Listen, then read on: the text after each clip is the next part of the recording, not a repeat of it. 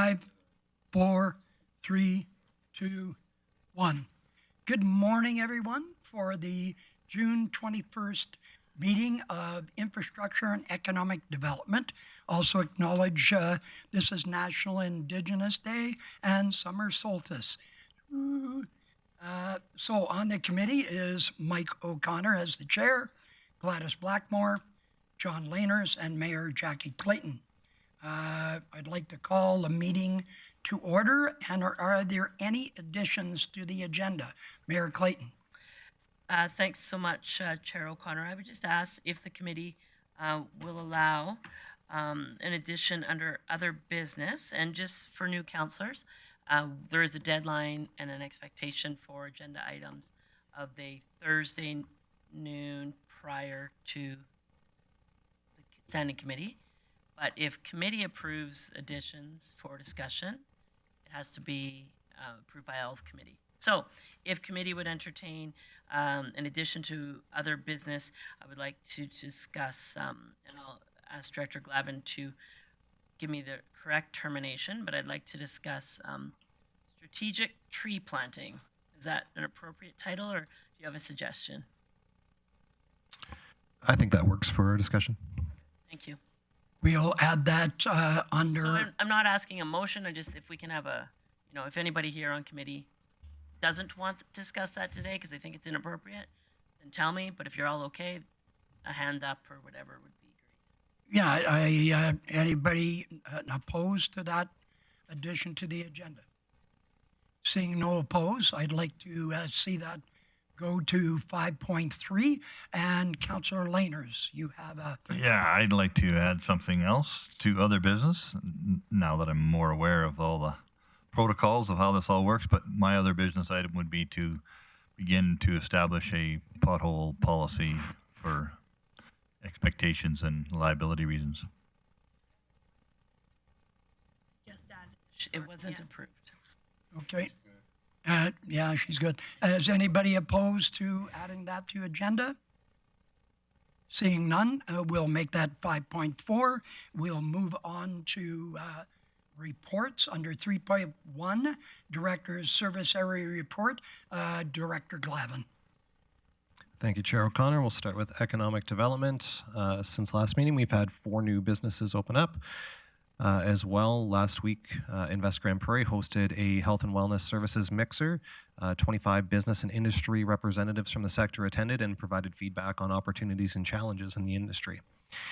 For grants and incentives, 1 business revitalization grant was approved. As well, we are processing a number of reimbursement requests as these projects get completed.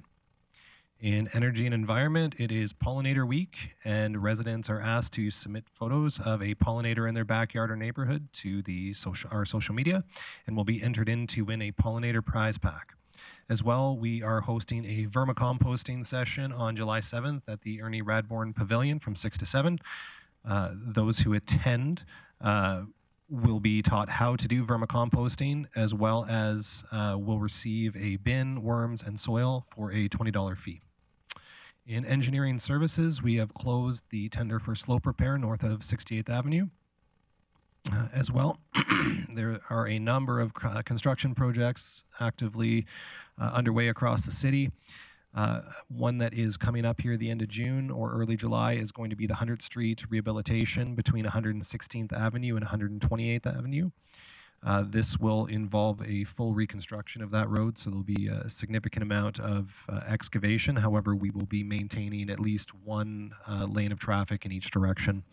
As well, there will be detours as necessary, and there are alternative routes, specifically 102nd Street, to convey some of that traffic that will be disrupted. In transportation, we're expecting to complete street sweeping by the end of this month. As well, snow and ice review public engagement launches today on engage.cityofgp.com. As well, we will be hosting public town halls on July 12th and July 13th, and we'll be out at the Canada Day celebrations as well. In parks, the Crystal Center or Crystal Lake Bike Skills Park is officially opening up on July 12th, and I believe Council has received their invitations for that grand opening. Flower planting and downtown baskets are complete, and we are currently maintaining a number of our summer maintenance programs underway. One item that was brought up in the Community Services Committee was maintenance of the Highland Park Community Orchard. That is a park's responsibility, and they will be following up on that. And with that, I'll take any questions. Okay, I see Councillor Blackmore. Just one quick comment first. I think it was not Highland Park. It was Copper whatever. Yeah. So you mentioned street sweeping should be complete by the end of this month. Does that include residential? And do you mean complete or just the first round is complete? Thank you, Chair O'Connor, and thanks for the clarification. Is the first round that will be complete, including residential, and then we'll be continuing our street sweeping operations. Yes, and I will be going out, I'll get to you in a second, I'll be going out and probably buying donuts when they hit Highland Park for street sweeping. Just had to say that. Thank you. Councillor Berg. Thank you, Chair O'Connor. Question for Director Glavin. Is the bike park in Crystal Lake complete yet, or is it still under construction? Thank you, Chair O'Connor. It is still under construction. Okay, the reason I ask is on the weekend I had seen a number of young men on bikes actually already enjoying the park. It was good to see, but I just question our security if it's not complete yet. I don't want anybody getting hurt out there. Thank you, Chair O'Connor. That's something we'll look into and see the contractor's methods for securing the site. Thank you. Thank you. No further questions. Thank you very much, Director Glavin. We'll move on to 3.2, Covered Outdoor Spaces Construction and Risk Replacement by Mr. Robert Carroll. Thank you, Mr. Chair. I just want to present this report to the Infrastructure and Economic Development Committee for information. We are moving ahead with an RFP for a design for a covered rink structure that will be we hope will turn out to be a design that we will use for future replacement and new construction for our rinks in the city. Presently, the city owns 10 rinks that we maintain throughout the city, and 5 of them are high board rinks, and 5 are low board rinks that we set up in the winter. And most of these rinks have a very specific single purpose where it's for either ice hockey or skating. We hope that with this RFP, when we select a consultant to carry out the design, there is a scope that's in the report that you can review, and there are other items that council can add to that report also if they see fit. There will be some public consultation. The stakeholder engagement would be the consultant selected will be work with the city's corporate communications and marketing department on a plan to involve all necessary groups, and council being one of those necessary groups, of course, to consult about the final design. The budget for this is $50,000, and we expect to have a consultant working with us before the end of July, and with a design coming forward in hopes of getting something before council for inclusion in 2023 capital program. And I'll take any questions if there's any. Thank you. Are there any questions? Mayor Clayton? Thanks, Chair O'Connor. Mr. Carroll, can you tell me, I think it's great that you've identified the existing 10 outdoor rinks in consideration for covered outdoor spaces. Did we explore any potential new locations? Through the chair, no, we haven't explored the new locations. This came about as a project because there was a capital program for replacement of Swan Haven.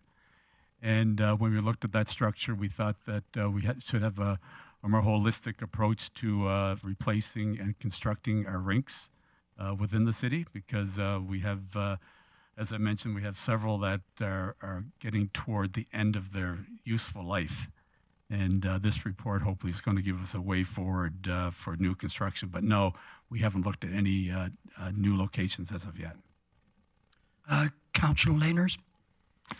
Yeah, thank you. So you tweaked when you as part of this program, you're obviously looking at that structure, but is there going to be recommendations for all the remediation that's required? I know Swan even it's the boards are lifting and all those other kinds of things. So is it this report will come back with capital costs for repairs for what's required and if it's worth doing or not doing and all those other kinds of things and what needs to be done? Is that kind of the scope of this investment?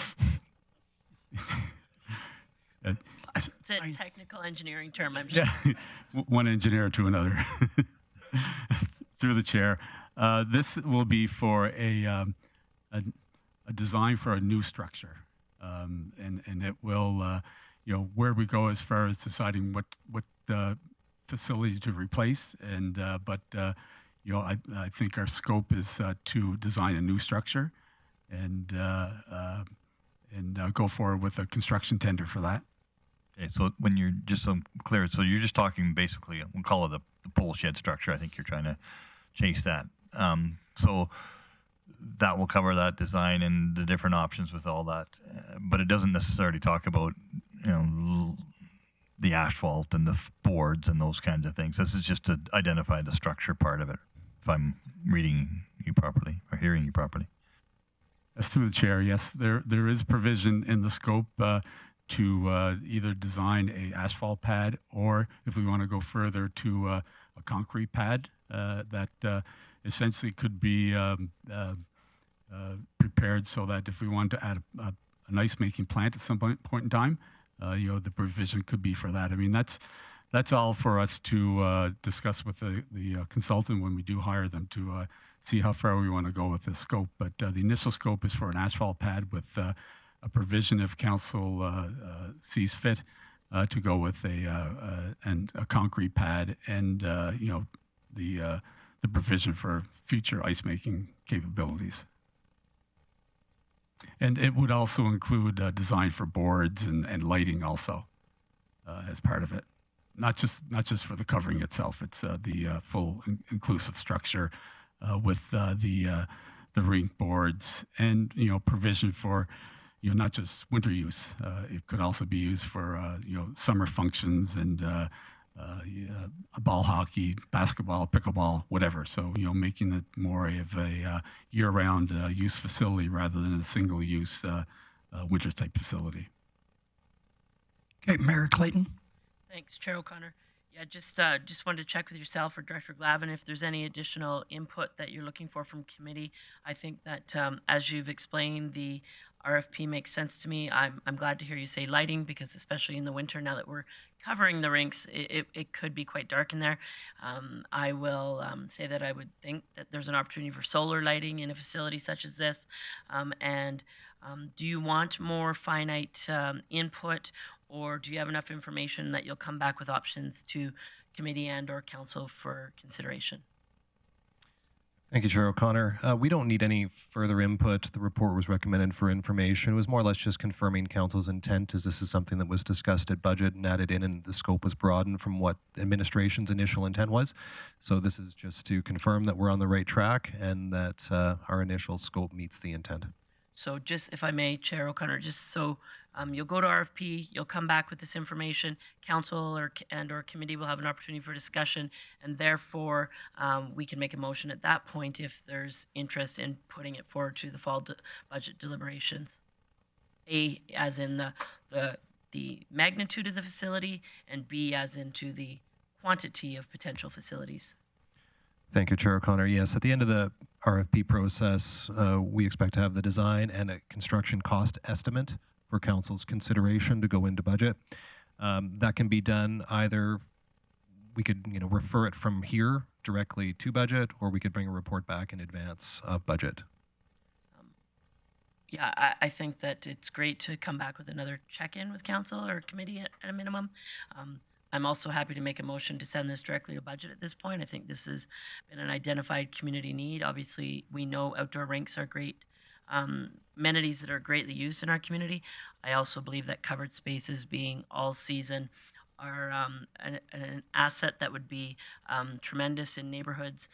Potentially, there are some new locations I would like to consider, but I think year-round facilities that are, as you mentioned, good for remote control vehicles, neighborhood gatherings, pickleball, basketball, ball hockey in the summer, just getting people out of the elements. I think them being adjacent to schools are the perfect location because the schools then in turn can have children more active in the winter. So I'm comfortable with the bring it back to committee, but if you would prefer another direction, let me know.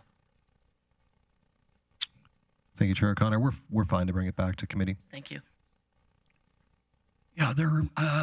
Just a quick comment. There are a lot of variables in this, and so there are a couple of rinks that are only puck and what do they call it?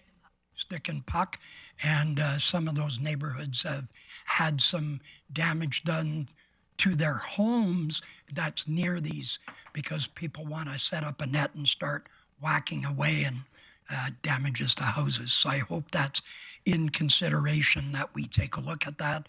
And do we need more boards and rinks around the community? So there's going to be a lot of variables. Good luck with that. Thank you very much. Do we accept this report for information? Who would like to make that motion, please? I move we accept the report for information. That motion is in order. Any questions? Please call the question, please.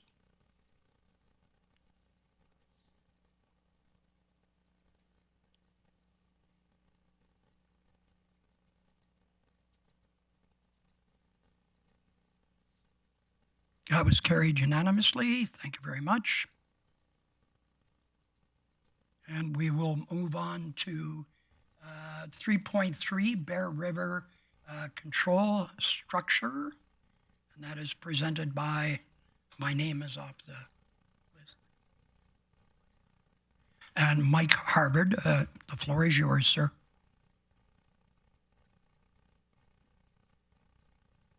Thank you, through the chair. I'd like to present the report on the request for additional funding for the Bear River Control Structure Maintenance Project. Several routine maintenance items are now due to be completed on the structure and earthen dam. In addition, earlier this year, some failures occurred which damaged the primary supply for the power as well as the gate seals. The cost increase is due in part to this increase in scope, but mainly due to the increase in unit prices that we've been seeing on bid submissions for city projects. Based on discussions with our consultants, some of these unit price increases have ranged from 20% to up to 200%. Typical values would be closer to inflation. These cost pressures are due in part to material shortages, labor shortages, and the price of fuel.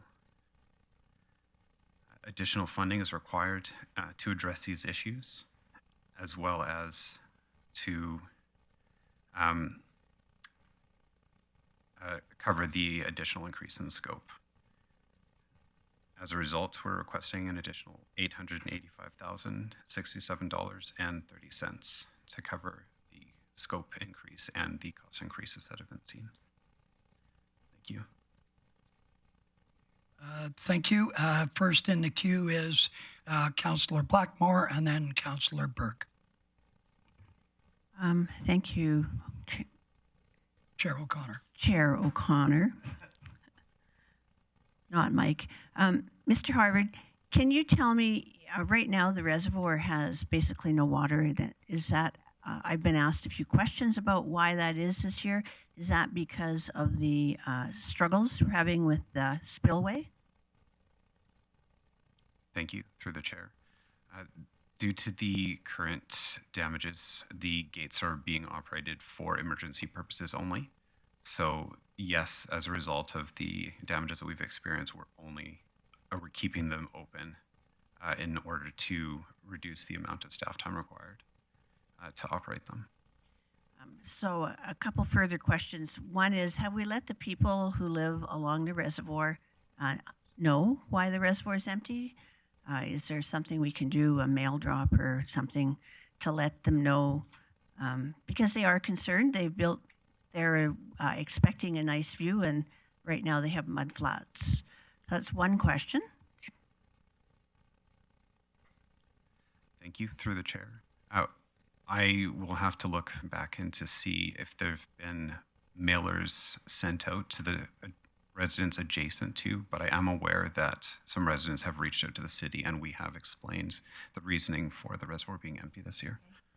And then my third question is probably for Ms. Whiteway. Do we have an identified funding source? Yeah, thank you through the chair. So there's two funding sources. We have $700,000 available of unspent MSI funding, so that's our provincial grant, as well as we would have to take the additional $185,000 from the future expenditures reserve. Thank you. Councillor Berg, please. Thank you, Chair O'Connor. So Councillor Blackmore asked my main question as to why this explains why the Muskosipi Park Reservoir is empty.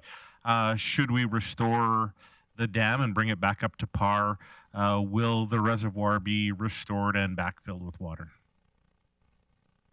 Thank you. Through the chair. Yes, that is correct. Once the repairs are completed, we will restore the water level within the reservoir. Thank you. Okay, Mayor Clayton. Thank you for the report and the information. Can you tell me, from the report that Council received in 2021 with the dam safety review and the study, are there additional items that will need to be considered in subsequent years, or will this be, is this significant, is this sufficient enough to, in regards to the potential future of the safety of the dam? Thank you. Through the chair. There are additional items that are to come up in the next 3 to 5 years. Right, great, thank you. Councillor O'Toole. Yes, thank you very much. I got a question on the completion date. It says at the end of 2022. Is it going to be after October, November type thing, or is it going to be done prior to September? Thank you. Through the chair. Our intent is to do a majority of the work later in the fall as the water levels are naturally lower. So the work may reach into November of this year. Okay, no, fair enough. Thank you. Councillor Layers, and next in the queue would be Mayor Clayton. Okay, thank you for that. So I presume that we're doing this for more than just that we want a beautiful lake in the city of Grande Prairie. I assume that the operation of this is for effective stormwater management. That'll be my first part of that question, or is it simply, or is that purpose gone and it's simply for aesthetic reasons? Thank you. Through the chair. The in summation from the dam safety review undertaken in 2021, it was found that the reservoir was not functioning primarily for stormwater management, just due to the amount of silt and sediment that has accumulated. So it is primarily functioning for an aesthetic purpose at this time. Okay, so we're deciding to drop $1 million, $2 million. We already budgeted $1 million just for this lake. Okay.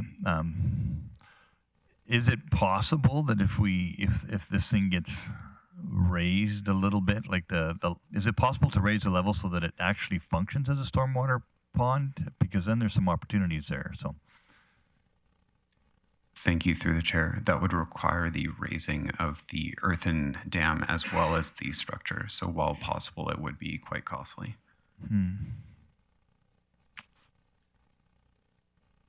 Okay, I'll leave it at that for now. Okay, Mayor Clayton. Thanks, Chair O'Connor. So I'm obviously not an engineer, so I need you to speak to me in layman terms in regards to this. So right now we're holding back the water. The gates are closed so that the reservoir is not filling up, correct? Thank you through the chair. Currently, the gates are open. Gates are open, so it's not held back. Sorry. Are we at the low water point in our season currently? Through the chair, typically August and into September are our lowest, so we're coming into our lower water level for the years. Is there any concern? Obviously, we know that the spillway is currently safe. We just want to be preventative and make it safer. Is there consideration or concern that how we're leaving the gates now open is impacting the topography of the land and the reservoir? And if so, should we be holding some water back right now? I've had comments from residents in the area that it's creating definitely a different movement of water through that reservoir area, and that in turn with the water drilling out, for lack of a better term, a path of water, that it's changing it so much that we're now going to have a different scenario when we do go to hold the water back. Is there any consideration for any of that sort of stuff?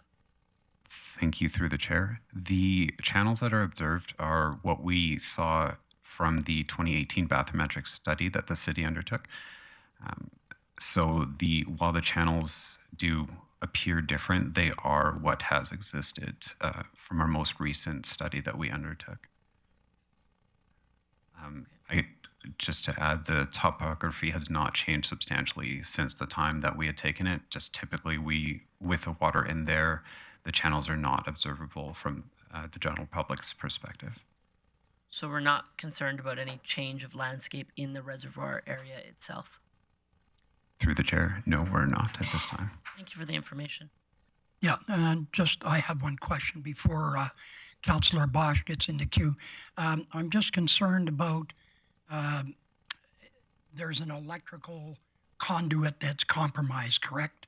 And that needs to be repaired, or we're going to have other issues from the report that I read. Thank you through the chair. That is correct. That's one of the items that we need to repair as part of this project. Okay. And are there penalties that will be driven? As I think I saw a bit of that. If we do not repair it, we're going to cause a failure. Thank you through the chair. As part of our license to operate this structure from Alberta Environment and Parks, we are required to address the repairs as identified in the dam safety report. In the instance that we decide not to address the repairs, a ministerial order can be issued against the city to undertake the repairs. So it's, I hate to use a pun here, I will avoid saying that. Damned if you do, damned if you don't. So is there any, I know there was a study done at one point to dredge out the reservoir, and I heard it was like millions of dollars to dredge it out. Is that your belief in it? And that's probably not on the radar then. Thank you through the chair. Due to the interest, we have actually put that forward, or are planning to put that forward for a budget ask to do a repeat study, just to get a better understanding of the cost implications of dredging it and what some other options are for the long-term management of the reservoir. Okay, thank you. Any other questions? I'm sorry, Councillor Bosch. Thank you, Chair O'Connor. Thank you, Mr. Hurd, for your report. A lot of information in there, so we've gone through a lot of it now. With Chair O'Connor's question about dredging and potential plans, I guess I'm not sure if this question is something you can answer at this point. You said in 3 to 5 years there is maintenance due to possible failures that potentially could come. Has there been a capital plan to this point on established so that you know what's coming in the next 3 to 5 years, 10 years? Or are we looking at potentially MSI funding every year? Because we know that funding is going to be reduced. So we need to budget for the future here. Thank you through the chair. The repairs as they come up will be addressed through a capital plan. So you already have something in process for what's coming up?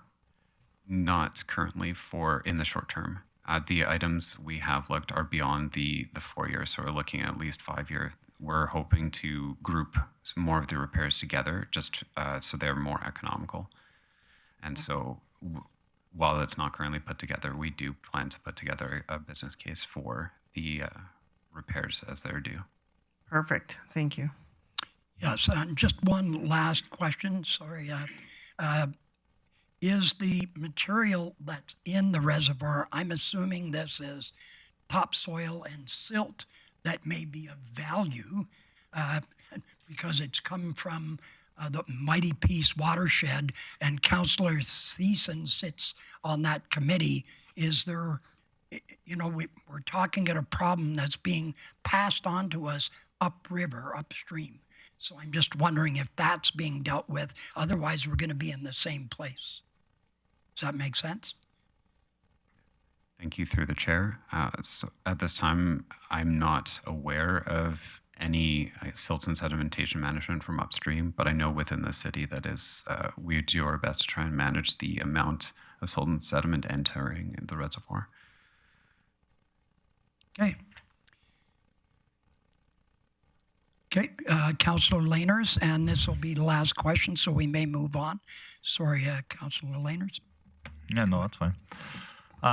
So in that report that came from that other engineering firm, I can't remember who you said, they said there's zero stormwater value in this pond. Like there's no freeboard available once we build this dam, or there's a little bit. The reason I'm chasing that is because I think if I'm going to spend $2 million just to create a beautiful lake, and I could potentially get maybe 0.5 meters of freeboard that's flexible for stormwater management, I could potentially charge that back to upstream developers to offset, as a kind of a levy, to offset some of these costs. But you're saying there's absolutely no stormwater value in that report, or was it minimal? Thank you through the chair. With our current management strategy, which sees the levels kept at between 2 and 2.4 meters as measured at our spillway gates, there's only enough for stormwater, so a storm management, as in if a rainfall event occurred, it provides enough time for administration to respond to the spillway. So it's not enough for additional capacity. If a decision was made to lower the levels that we kept lower the fixed water levels, some storage would be realized from that. But it might result in more of the bottom of the reservoir being visible at further times during the year. Okay, so if we decided we made a big corporate decision here, we were going to maintain that water level at 1.5 meters, let's say, then you potentially have 0.9 meters of freeboard that that the city could potentially, if like, I don't know, does this with our application, do we already have a designation as a stormwater pond? In that, I know it's a reservoir. It was originally a water reservoir, but does it have official designation for stormwater management?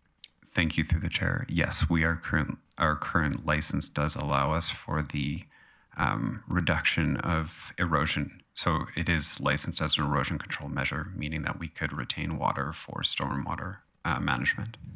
Okay, so we are doing it, or we have the potential to do some of that, but we're not charging anybody upstream, and instead we make other people build ponds in their areas, and there's lots of areas that drain into it. I would be curious to see, like, if there's any revenue potential that we could accrue through a stormwater management scenario, through offsite levies or that, where we can perhaps mitigate some of the ponding required upstream and use this pond. Even in the, yeah. So I know sedimentation is going to affect it longer term, but we still have that potential. So I don't know how to make that. Maybe how do I make that a motion or what? So I see a pop coming up. Yeah. The chair recognizes CEO Nikolai. Thank you, Mr. Chairman. I'm going to encourage that we don't re-engineer the engineering report at this time. If there's additional analysis done on potential revenue sources or integration of this facility into the overall stormwater management program, including offsite levies. We can take that as an additional direction coming out of here. It doesn't require a motion to do that.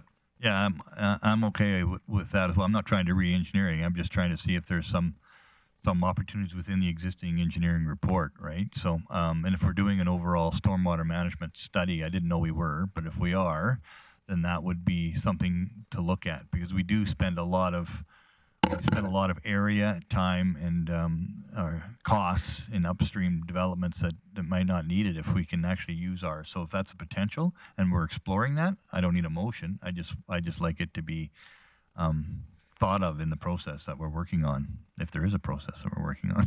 Appreciate that through the chair, and no specific motion required. Direction is taken, and we'll pursue that. Okay. Thank you. Seeing that's the end, I'd like to entertain a motion to Councillor Blackmore. I would move that committee recommend council amend the 2022 capital budget to include an additional $885,067.30, not to forget the 30 cents, for the Bear River Control Structure Maintenance Capital Project funded by $700,000 from Municipal Sustainability Initiative and $185,067.30 from the Future Expenditures Reserve. And in speaking to that, I think a couple of issues are important. One is that I don't think we really have many options about maintaining the health of the dam and of the spillway. And the second of all, I think that the aesthetic pleasure that the citizens of Grande Prairie get from the reservoir cannot be understated. It's a very important asset in the community, enjoyed by everyone who walks, who bikes, who enjoys our outside parks. And so that's my motion. Okay, that motion is in order. Any more discussion? Okay, call the question.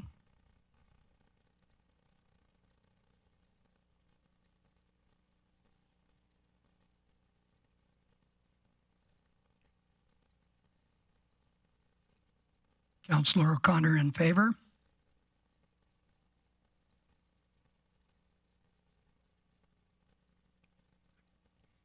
That was carried unanimously, and it's doing weird things to me again, so that's fine. Yep. I will move on to item 3.4, Richmond Industrial Area Report.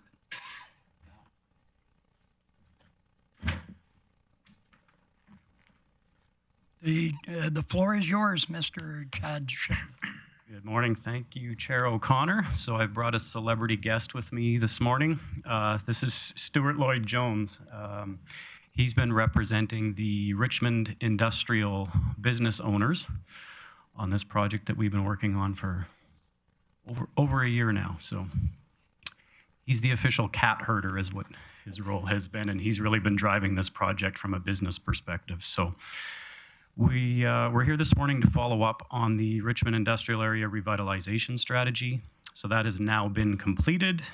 It's summarized in a document that was in your agenda package titled Revitalization Strategy. So as a result, we're bringing two recommendations this morning, those being that committee recommend council endorse the Richmond Industrial Area Revitalization Strategy as presented. And secondly, direct administration to prepare capital requests for phase 2 actions and bring forward individual projects to budget 2023 deliberations.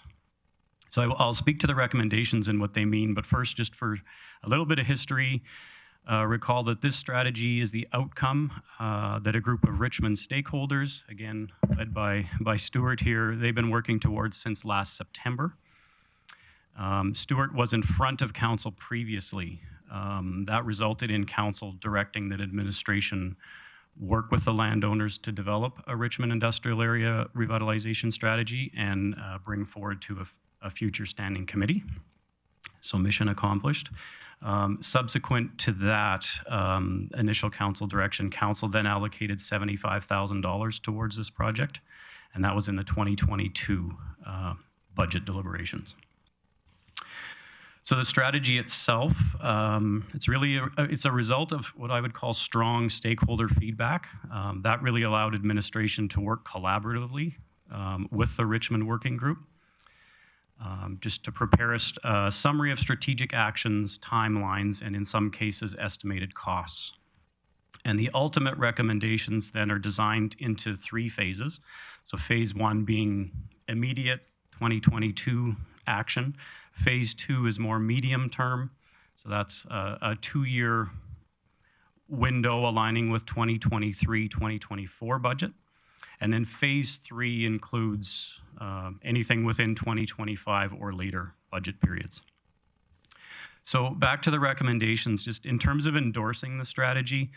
So endorsing the strategy doesn't provide a commitment to additional funding at this point.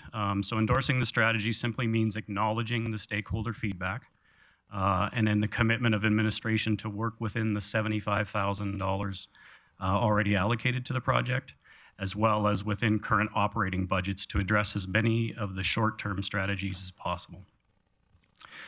Endorsing the strategy also acknowledges phase 2 and phase 3 are focused on longer-term actions. Those will require additional analysis and funding.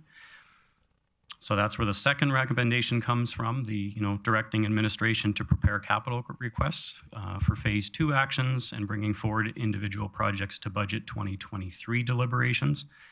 The important note on that is that any funding requests as a result of this strategy and future analysis would always be addressed as individual projects and brought forward for consideration as part of Council's regular budget process. So accepting the recommendation really is simply acknowledging that there may be future budget requests for considerations, and those would likely begin in 2023. I'm going to wrap up here with an observation that the Richmond stakeholder consultation, the feedback was strong. It really highlighted that there is an opportunity for short-term and some long-term action to position Richmond industrial for future growth. And I really want to commend Stuart and his working group and the participants in the stakeholder engagement sessions. They brought solutions and ideas, and they really showed a desire to be a partner in revitalizing the Richmond area. With that, I'll take any questions, and I think Stuart might be open to some questions too, if you have. Yes, I have first in the queue, Councillor Laners, then Councillor Bosch. Councillor Berg. Yes, thank you. Thank you for that. It's great work on that. I used to have an office in that area, and I kind of understand some of the plights of the people that are there. I would have liked to be on that committee. I'm sure they were mostly held at the Jackpot, so that would have been, good food. In terms of broadband, do we know at all, like I know TELUS is trying to upgrade to fiber in a bunch of parts of town. Is this industrial park part of any of those upgrades that are proposed? So I know they've been working on it for a few years, but nothing's really, but I understand it's imminent, always imminent. But anyway, is that part of their plan? Yes, so through the chair. So the discussion, previous with, and I'll name TELUS because that's the one I know of, discussion with TELUS did include the importance of Richmond Industrial Park specifically. That was acknowledged by TELUS. So yes. Acknowledged, or was it part of their, because I know they have a plan of yes, where they're going to do. Part of their rollout plan. However, I'm not privy to whether it was at the beginning or the end of their rollout. So they're planning to do something there? Yes. Okay, thank you. Okay, next, Councillor Bosch. Thank you, Chair O'Connor. Thank you for sending this report. Mr. Jones, my question is, your engagement by numbers here, you had 400 invitations sent and roughly about 70 respondents. Now, out of that 70 respondents in total, how many of those were repeats or unique individuals to your invitations? I'll take that, sure, through the chair. So, right, so the list of almost 400 was all landowners and or business owners within Richmond industrial area. So there was a notification that this stakeholder feedback was imminent. We did have about 70 respondents looking to be involved, and ultimately there was 2 separate engagement sessions that happened, one in person, one virtual, that involved about 45 people. So it was the same group of people of the 400 invitations. And keep in mind, some of those are not Grande Prairie residents. They live outside of Grande Prairie now.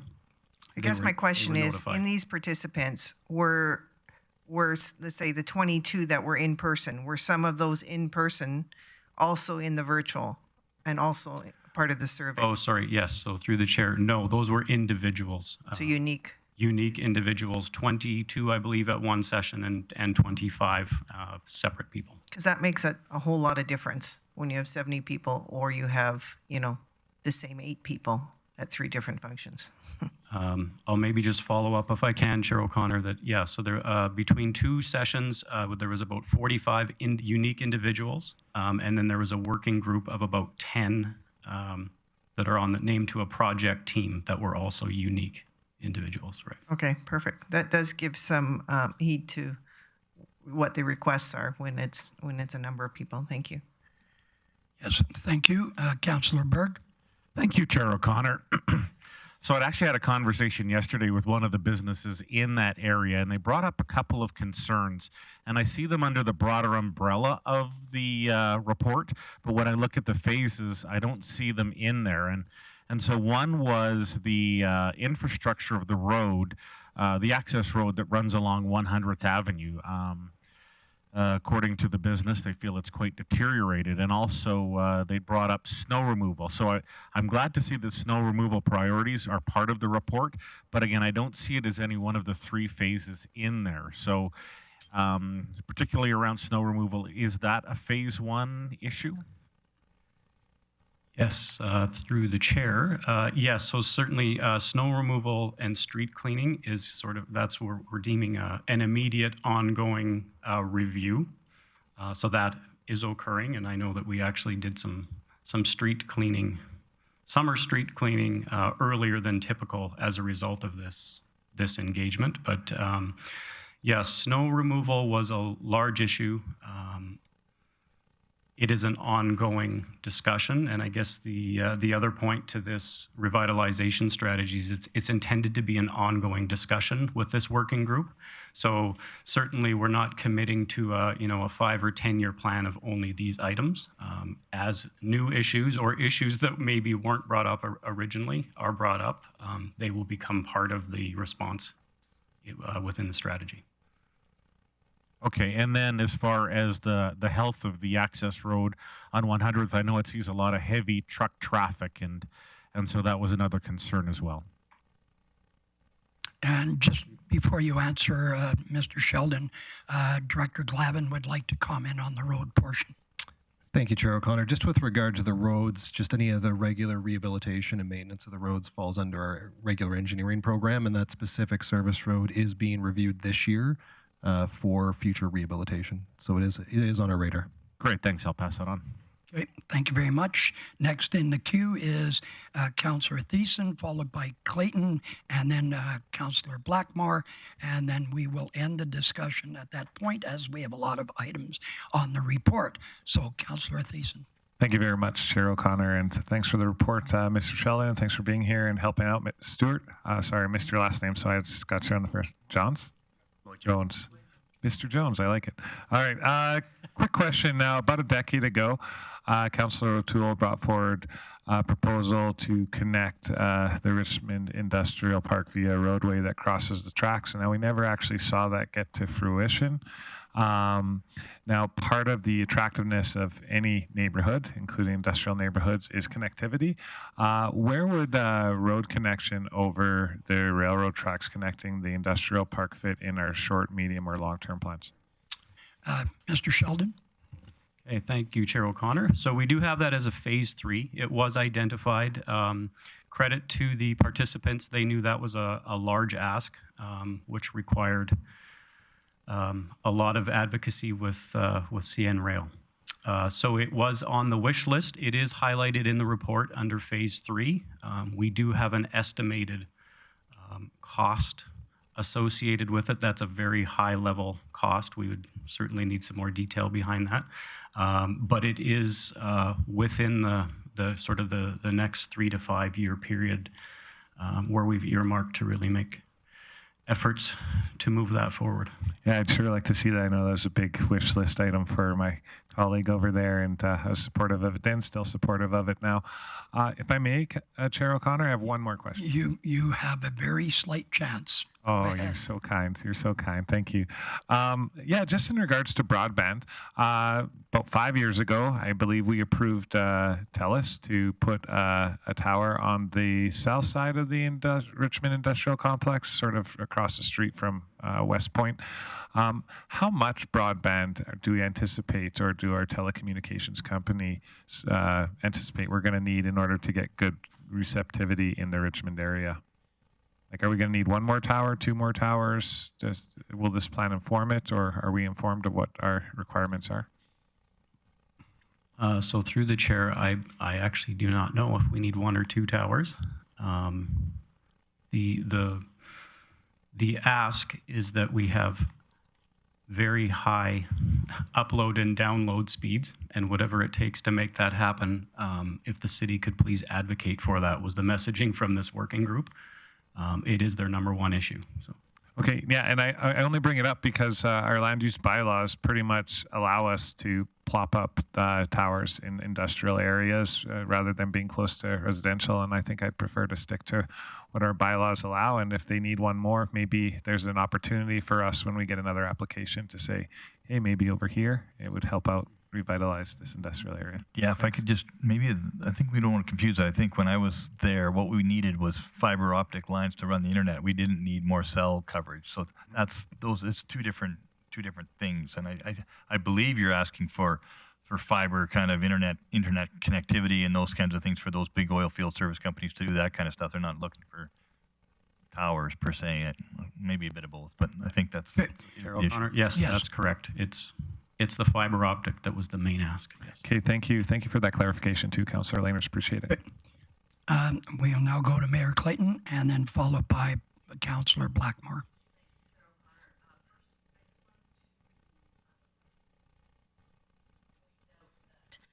I really appreciate the layout of this strategy. I like how it's divided into identified concerns, and then it has sort of identified strategic actions. I think so. Kudos to whoever put this together. I think it's a great report.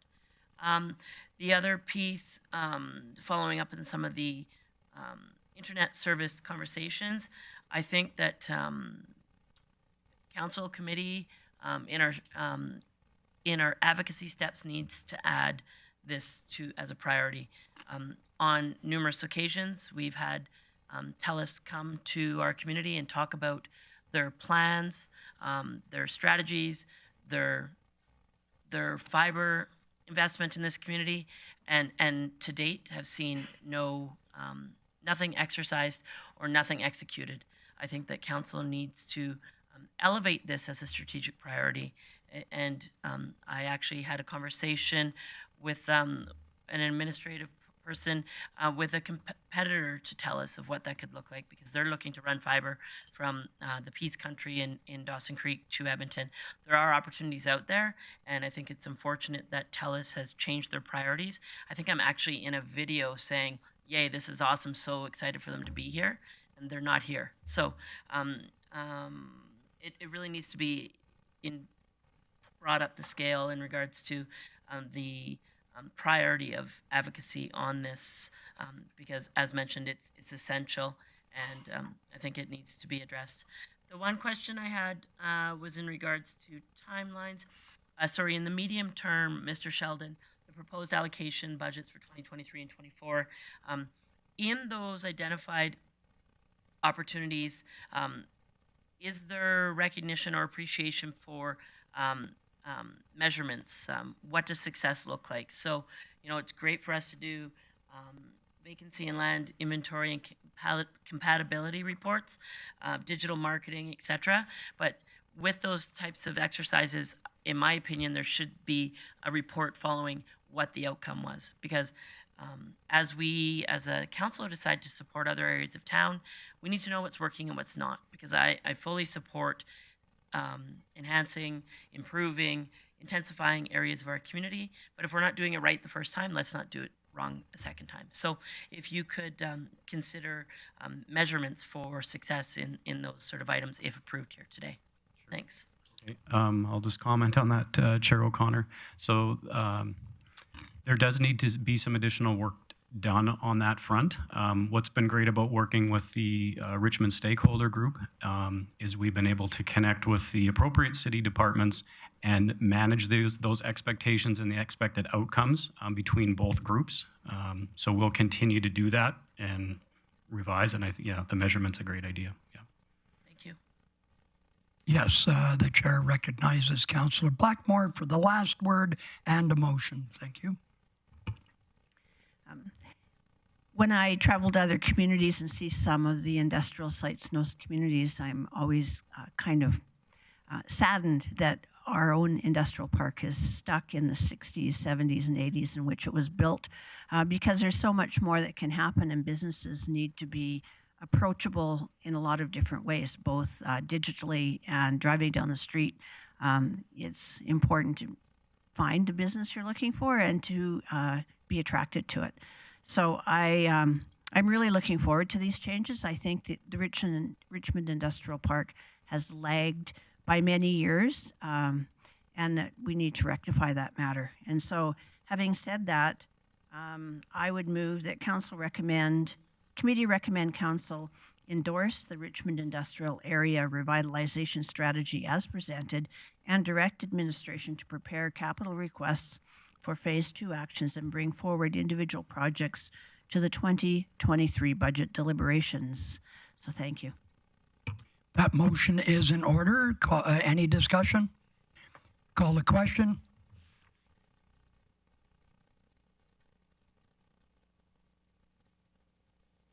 That was carried unanimously. Thank you very much for your report. Thank you. Oh yeah, he answered. Hopefully other opportunities. We'll see. There is no correspondence, and we'll go to other business. We have 4 items under other business. Under 5.1, Land Use Bylaw, Section 601. And who would be presenting that? It looks like my friend Joe. Councillor Connor, perhaps I'll just do a brief introduction. I'm not sure if Councillor Laners wanted any further introduction on this item that he referred over. So administration did take a look at section 60.1 and our manager of planning and development is prepared to answer questions and give a brief overview of the current situation with land titles and potential challenges. Okay. Thank you, Chair O'Connor. Welcome. Good morning, committee. So this issue arose when we presented the Sunrise House development permit to council at the last meeting, and the main issue there is that the subdivision was approved and endorsed, and it was sent off to land titles for registration. And land titles is currently backed up approximately 6 to 8 weeks, which is presenting some challenges to construction timelines given our short season. Prior to this matter going forward to council for the Sunrise House development permit, administration had some informal discussions with UDI about the same issue. And in talks with UDI, they're saying that it's not really a problem right now, but if land titles doesn't fix the problem, then it may be an issue in the future within a year or so. So just to give a brief overview to the process so that you understand some of the terminology that I use here. When a subdivision is submitted to the city, we approve the subdivision subject to a number of conditions. And a common condition is entering into a servicing agreement. Once all those conditions once all those conditions are met, then the subdivision is endorsed. And then at that point, the applicant can send the application into land titles for registration. So approval, endorsement, and registration. And essentially what we're talking about with UDI would be that if and when the problem does materialize, that developers who are trying to do their best to work with the system and they're just getting bogged down at land titles, that potentially administration approved development and building permits for lots that will be created once the registration is complete. So after the endorsement stage, but prior to actual registration. At this point, we believe that it's a fairly low risk approach, and maybe some of the challenges would be purely administrative.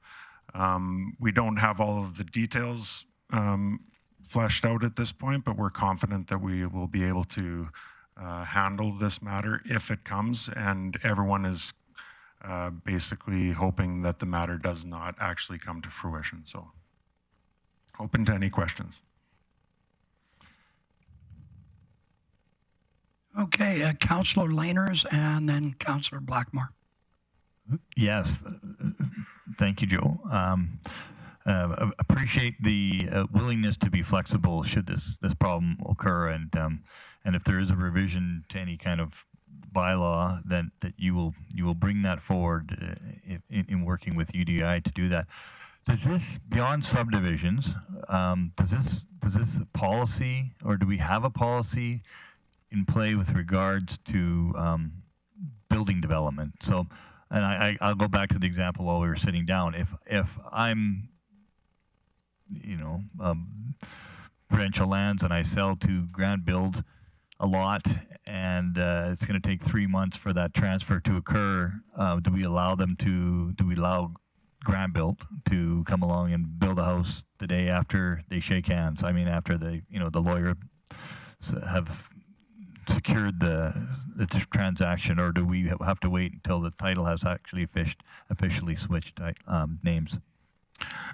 Through the chair, so I'm hearing that your question is primarily about ownership of the lot as opposed to a registration issue, and then so in instances where our records may not reflect the current ownership due to that backlog, we have a standard process where we ask for a letter of authorization from the existing owner, and they're allowing someone else to apply for a development permit on the lot that they're shown to own. Yeah. Okay, good. Thank you for that. Okay, Councillor Blackmore. Councillor Laners asked one of my questions. The other question I have is, do you anticipate coming back with a bylaw change to handle this, or you expect it to be handled internally without any changes? Through the chair, I think technically an LUB amendment may be warranted, but I'm confident that we could just do it administratively and very low risk and not have anyone call us out on it. So both options are on the table, but I would be comfortable proceeding without an amendment. Okay. Any comments? Director Glavin, you're okay with that? Do we accept this as information or just move on? Okay, seeing that, I've been told what to do. Okay, we will move on to 5.2. Dandelions. Thank you, Chair O'Connor. I had asked for this item to be added to our agenda today for discussion at committee level and potentially council for a review and or consideration of our current dandelion process. So I'm going to start with a few questions that I let Director Glavin know ahead of time. And actually, I don't have the questions in front of me, so I'm going to kind of wing this. So I'll keep them as close to what I recall the questions as being as possible. But could you tell me, Director Glavin, currently, in regards to dandelions, as I know council has heard a lot about this in community, and I used to joke that we knew the seasons changed because it would go from snow removal to potholes to dandelions, and it seems to be pretty much on point this year for that. So I'm curious, Mr. Glavin, what is our current policy in regards to spraying dandelions? Thank you, Chair O'Connor. So with regard to spraying dandelions, back in 2008, there was a vote at council to discontinue dandelion control except for a few areas, which are essentially sports fields, so baseball diamonds, soccer fields, and then a few parks. So Jubilee Park, for example, is something that still gets broadleaf control that controls dandelions and any other broadleaf weeds. And since that time, administration has kept that direction, and it has not been reviewed by council since. Since 2008. Correct. And so, correct me if I'm wrong, the spraying of sports fields is to improve the turf, to control the broadleaf weeds so that the grass can actually grow and be a better turf. Yeah, thank you, Chair O'Connor. Yes, essentially it helps maintain the quality of the sports fields. If you have broadleaf weeds, they can cause heaving and they make it less smooth and requires more maintenance to the field. And so I know it's prior to your time, but do you recall what the policy looked like prior? Have we, in your knowledge, sprayed arterials, medians, and what the policy looked like prior? And if you don't, I'm sure Councillor Blackmore recalls.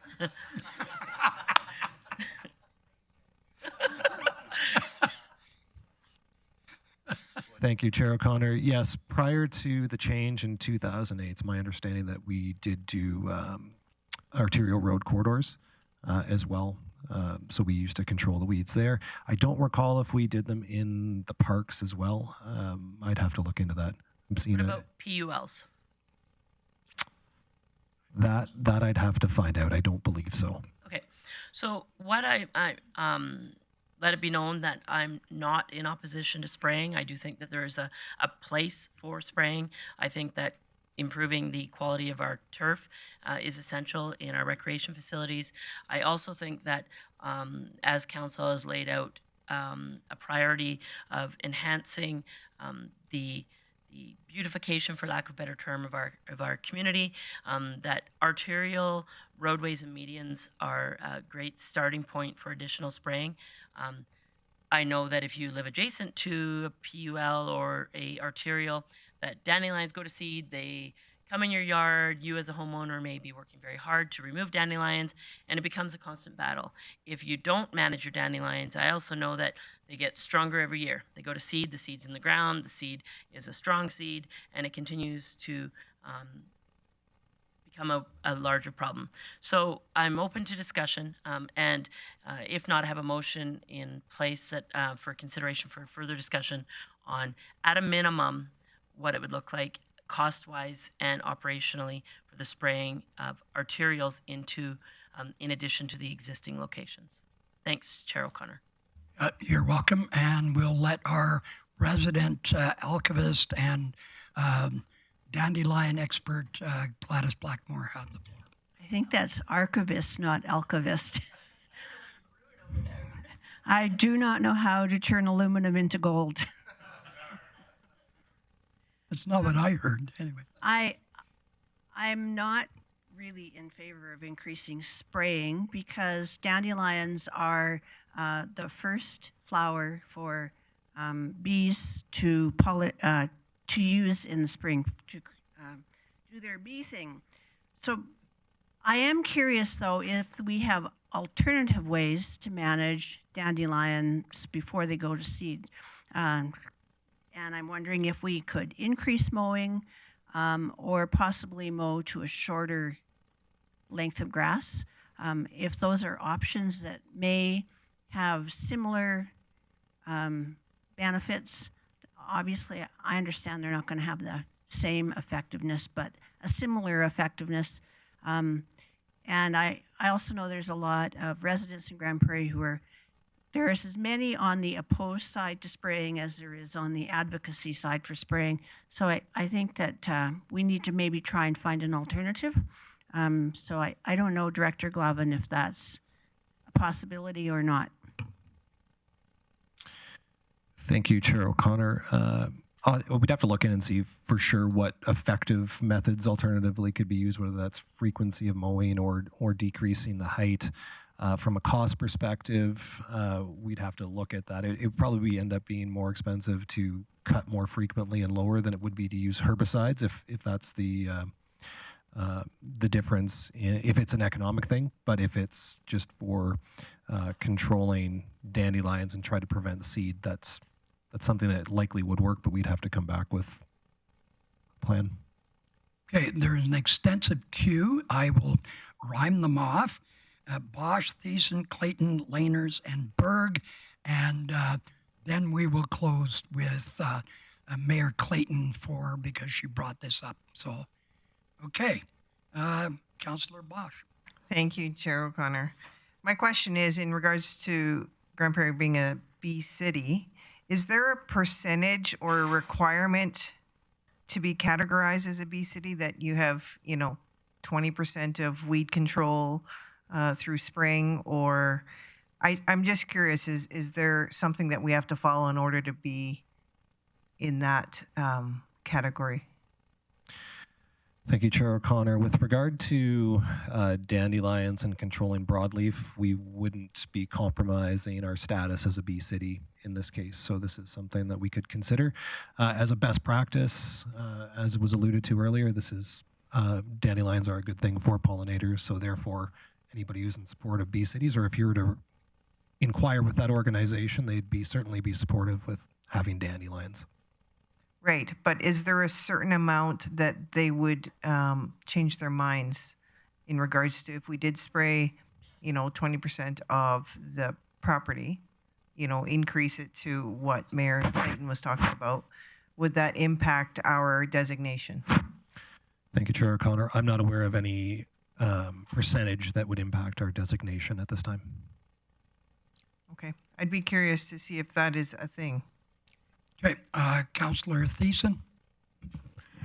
Thank you very much, Chair O'Connor. Yeah, I was fighting with Wendy because I was like, "You're going to mention Bee City," and I want to mention that we're a Bee City too. But it is important, and I got to join the Gladys camp in saying that I'm not for spring. No, it's not a shocker because every time I get called and someone complains, I was like, why do you hate the solar flowers so much? Like they're just reflecting the beauty of the sun every day when they spread their yellow. Nothing like a canola field in the country, nothing like a dandelion field in the city, right? It's all beautiful yellow, and it's got other great properties to it too. If by some chance I think that we are going to go down the route of spraying, I do think we should avoid all. As Director Glavin alluded to, we should just look at things that kill broadleaf plants. Like I think there's a certain spray. It's called 2,4-D herbicide. I believe it's safe to the grass and to the bees. If we are to spray, it is a bit more expensive, but typically we use products that have glyphosate in it, which is toxic to more than just the bees. And I don't know if we want to be spraying that all over the stuff like in Roundups and stuff like that. So. There's also vinegar killers in dicamba, but those are the cheaper options, but I don't know if they're the best options, especially when we want to maintain our legacy of being a bee city. Thank you. Legacy. Mayor Clayton. Thanks, Chair O'Connor. I just want to be clear, I had no intent of killing everything. It was not to use Roundup. It was on Ontario's to use a Kill-X type product that is safe for bees that primarily kills broadleaf and dandelions. I did, echoing some of Councillor Bosch's comments, I know there's some sentiment out there that we leave dandelions up till June 1st because it's good for bees. But after a little bit of investigation, it turns out that's not necessarily our process. So echoing some of Director Glavin's comments, fine, if there's consideration from some of my colleagues that this may impact our bee city status, then yes, let's explore that. That is not my intent either. My intent is to add to an already existing program in one area town, being arterials. When tourists come to our communities, it would be great to drive in certain areas where there's not dandelions everywhere. I don't want to remove dandelions, impact bees, kill everything. It's just to create arterials where there are no dandelions. And that being said, if it was more comfortable for my colleagues, we could pick a date so that the dandelions had an opportunity to grow before they end. The bees had a chance to pollinate them, and before they go to seed, we spray them and get rid of them. So I just want to have this discussion because I think from a tourism element, as well as the adjacent property owners who take pride and work hard in keeping their lawns dandelion free. I think this would be a great addition to an already existing operation. Thank you. Councillor Laners? Yeah, you know, I'd be surprised if there's many policies that go 14 years without being reviewed. And I think there are some opportunities. And I know, like Mayor Clayton said, potentially there's a time thing. You know, we do that with salmon. They do that with a bunch of other animals that are vulnerable, and they work around their time, I guess.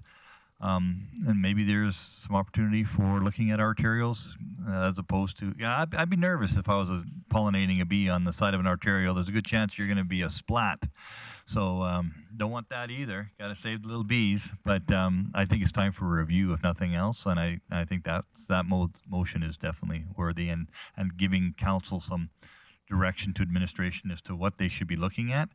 And then I think that's fair. Yeah. I'm going to Councillor Berg and Councillor Thiessen. This will be your last opportunity.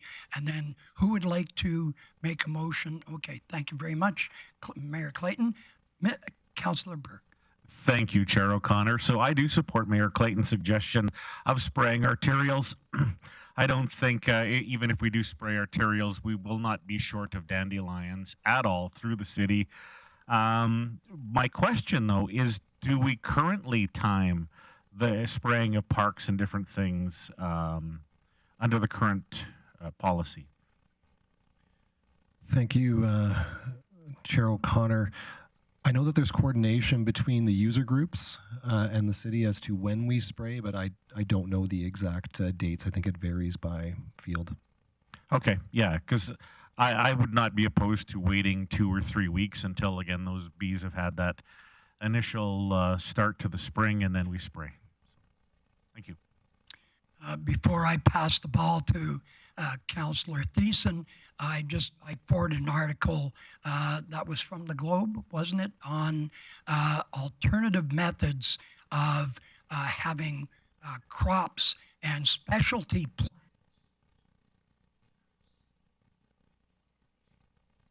Speak to that, I'd appreciate it, Councillor Thiessen. Well, thank you, Councillor O'Connor. I think what he's talking about is planting wildflowers in key locations so that they have other opportunities to create pollen and to do what they need to do. It would be a cheap fix to this, and then it wouldn't create a reliance on dandelions. The one thing I was going to say actually ties in very closely to what Councillor Berg was saying. The best time of year really to spray dandelions is in the fall. When they're starting to die out and they're just producing their seeds. Those don't come to fruition until the spring and summer. So if that was something that this community and this council wanted to engage, the best time to spray our dandelions is typically in the fall, at which point our bees are going into hibernation. So it would be safe for them as well, just for the record. For the record. And to close, Mayor Clayton. Thanks, Chair O'Connor. I would just make a motion to direct administration to bring back suggestions and information in regards to potential opportunities for amending the policy. Thank you. That motion is in order. We're just waiting for it to be written up.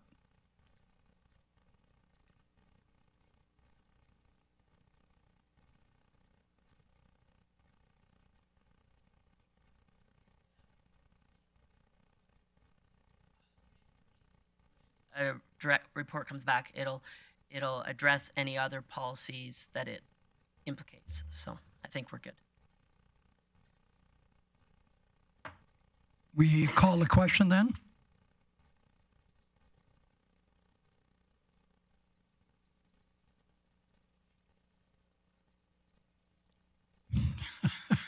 You're out of order, Councillor Bachmar. That was carried 4-0. We will now move on to 5.3 and strategic tree planting. If you would like to speak to this, Mayor Clayton. Want wanted to talk about strategic tree planting. I had a couple questions for Director Glavin, and then I was hoping for council, or rather committee, to have a discussion that may lead into consideration at budget deliberation. So Director Glavin, can you tell me in regards to our current tree planting, and if I recollect, it's about $90,000 we spend annually on tree planting.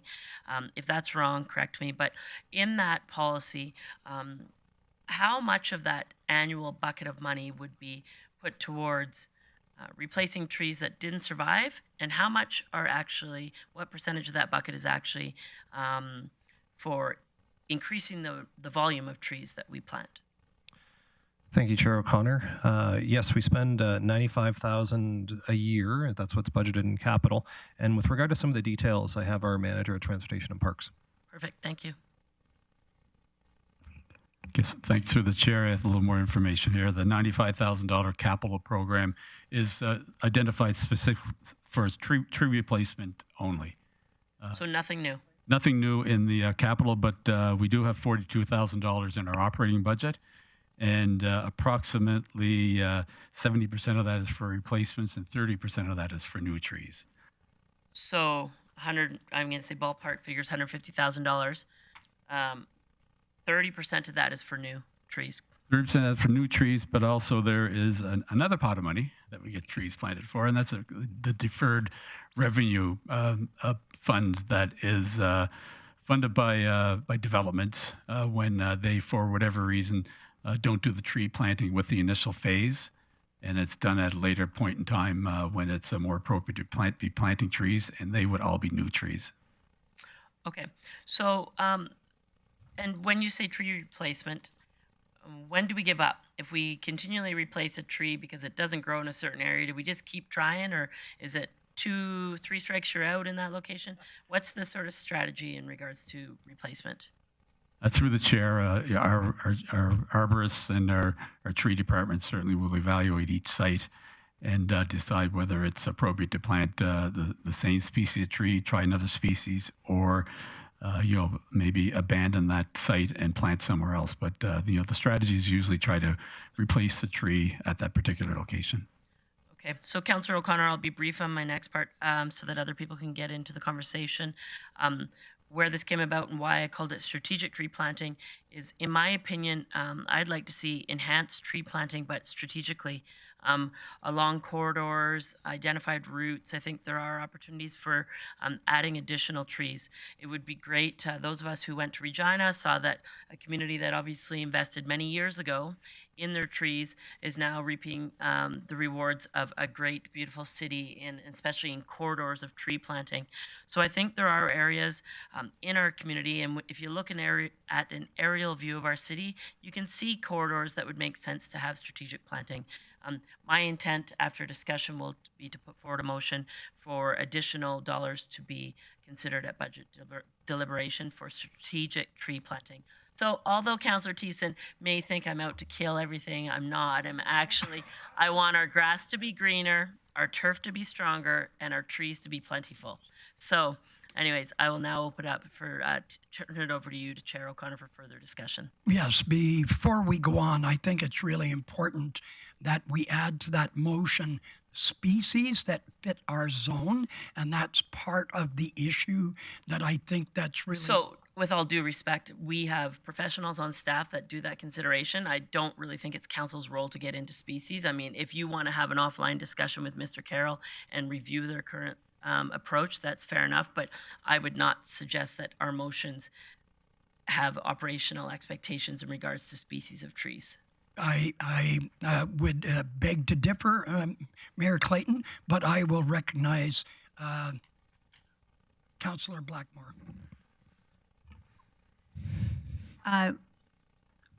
First of all, we have a really good species list already in Grande Prairie, and has been for a long time. So species is an issue, but we do have areas of the city that are really difficult to grow trees in, and apparently the downtown is one of those areas. As I noticed that 2/3, maybe even more, of the trees that were planted last year and the year before are really struggling.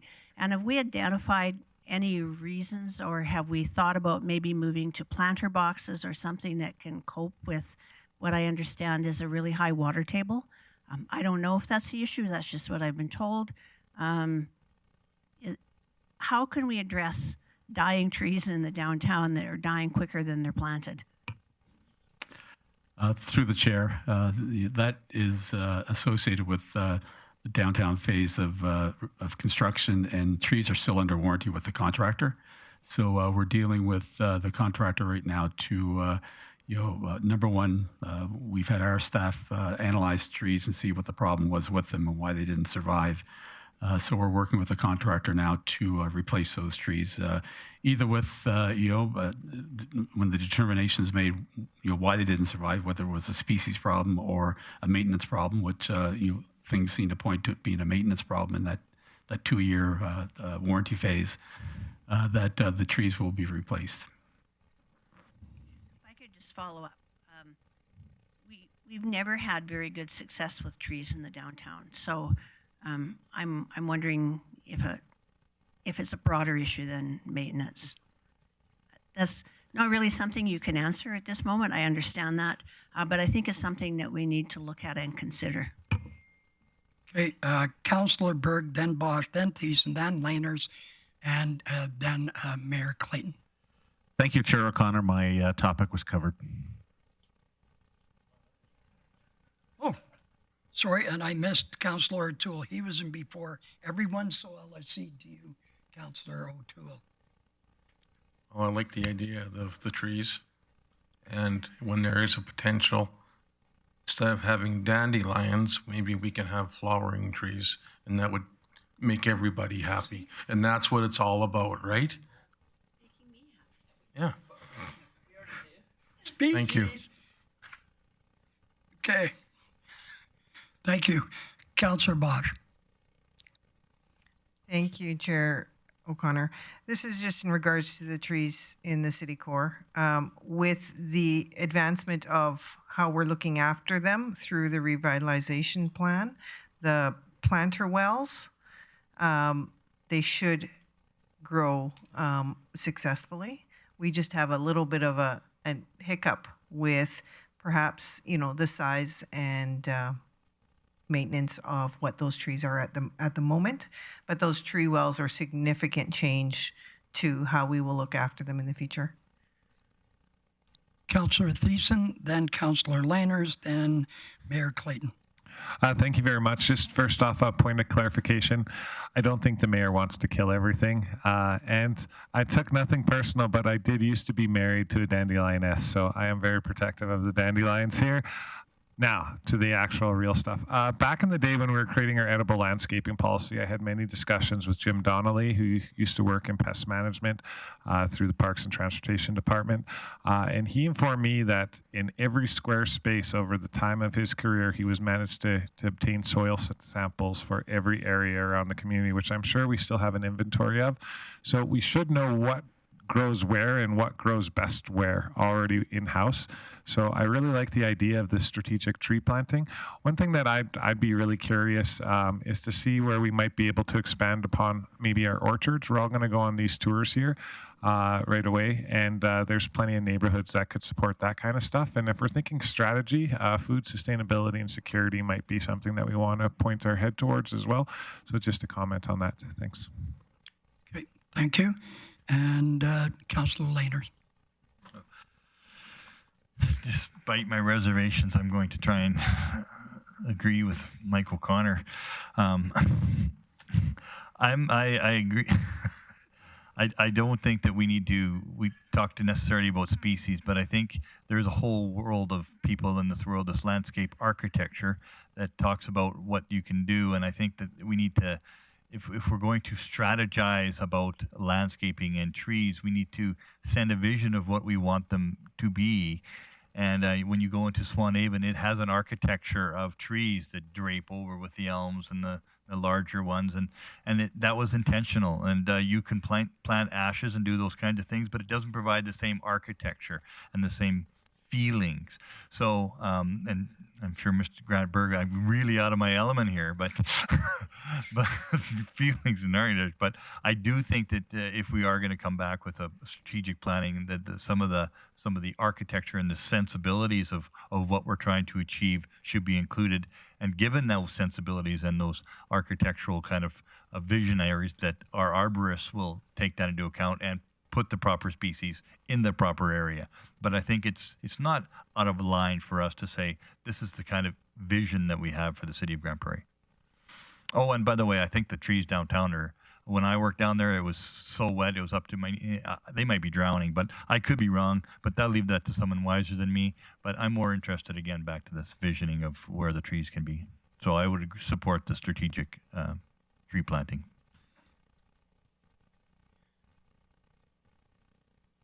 Before I pass it on to Mayor Clayton, I think on my property I have an ash that is the last to leaf out and the first to drop leaves. So I'm just saying. Yeah. Thank you. Mayor Clayton. Thanks, Chair O'Connor. Two things here. I think that many of these conversations make sense in a larger scale conversation around an urban forest strategy. I think that the edible orchard policy strategy is established, but we don't, to my knowledge, and feel free to chime in, Director Glavin, if I'm incorrect, have an urban forest strategy. So 2 motions. I would direct administration to bring back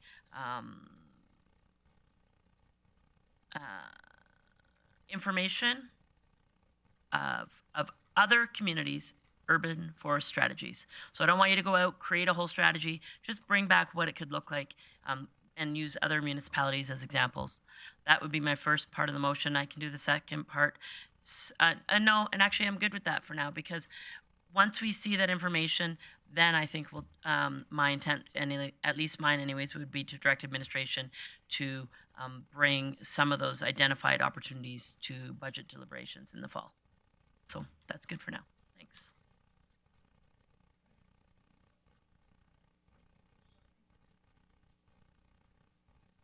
Any other discussion? Seeing none, call the question.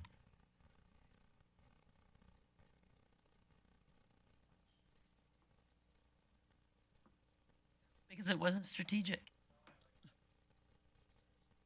That was carried unanimously. We will move on to 5.4.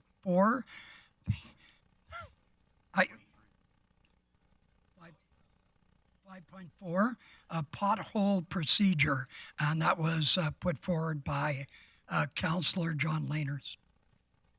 So I could be wrong, but I think there's some kind of a bet that you lost just by saying that. But we'll talk about that offline.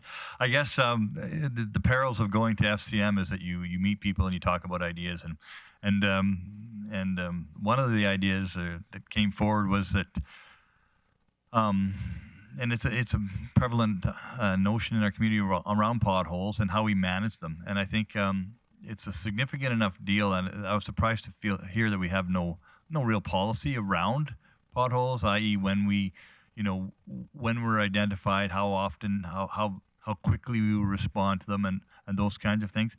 It's not only important for assessing success in that area, but equally important for limiting or managing our risk liability around that area, because my understanding right now is as soon as we know about a pothole, we ought to suddenly become liable for any consequence that comes about of it. And if we had a policy that said, once we know about it, we have a week to fix a pothole, or 4 days, then I think that gives us a little bit more, minimizes or mitigates our risk liability. So I would like to make a motion that directors, administration, come back with a policy regarding pothole administration and risk liability. That, Director Glavin. Thank you, Chair O'Connor. I know we've done a little bit of review in this area just to see what's out there. I think it would be my recommendation that we bring back a current, a review of the existing practices for pothole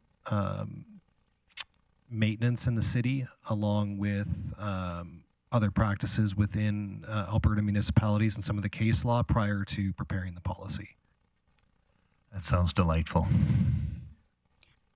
Yes, and thank you very much, Director Glavin, for that. This motion is in order. Sorry. Yes, you may. Go ahead. Councillor Bosch. Thank you, Councillor O'Connor.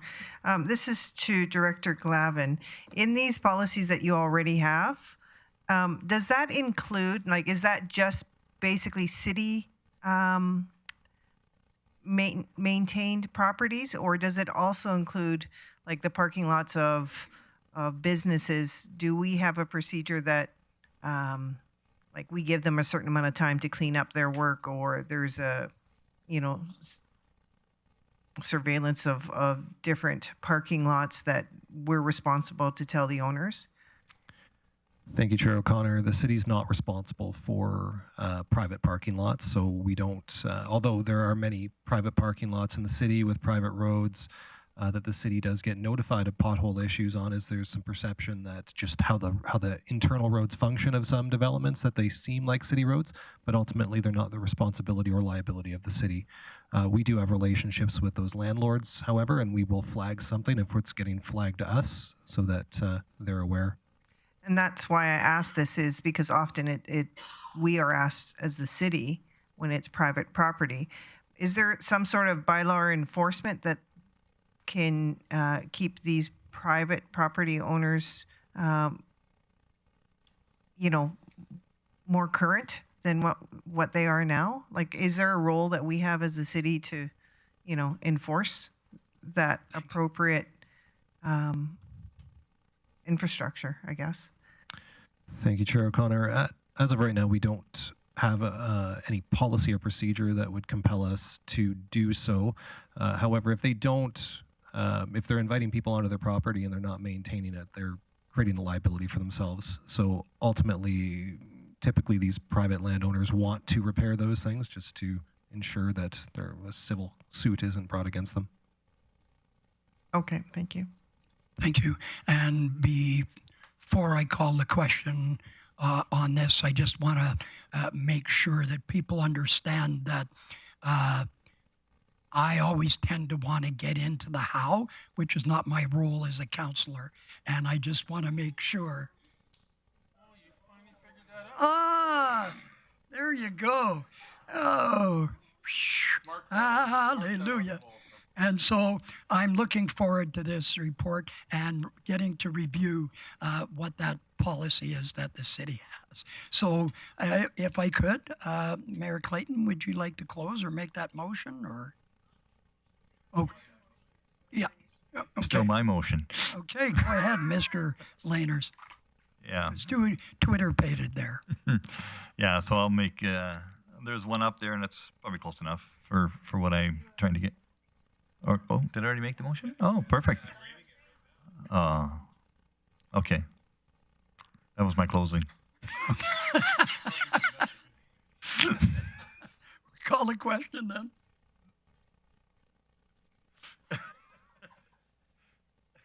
That was carried unanimously. And now we will move on to bylaw and policy review, which we have none, and outstanding items list. Director Glavin. Thank you, Chair O'Connor. So today we have dealt with item 1165 for the Richmond Industrial Park. And the rest of the items on the list are on track, and we will provide a date for when Snow and Ice is going to be coming back for the next committee meeting, and then we'll amend with the additional items today. Thank you very much. Who would like to make the motion? Councillor Backmore. I move we accept the outstanding items list as amended. Thank you very much. Call the question.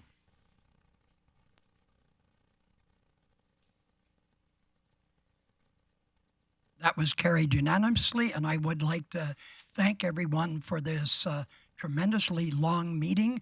I was now going to rename it Dandelion City.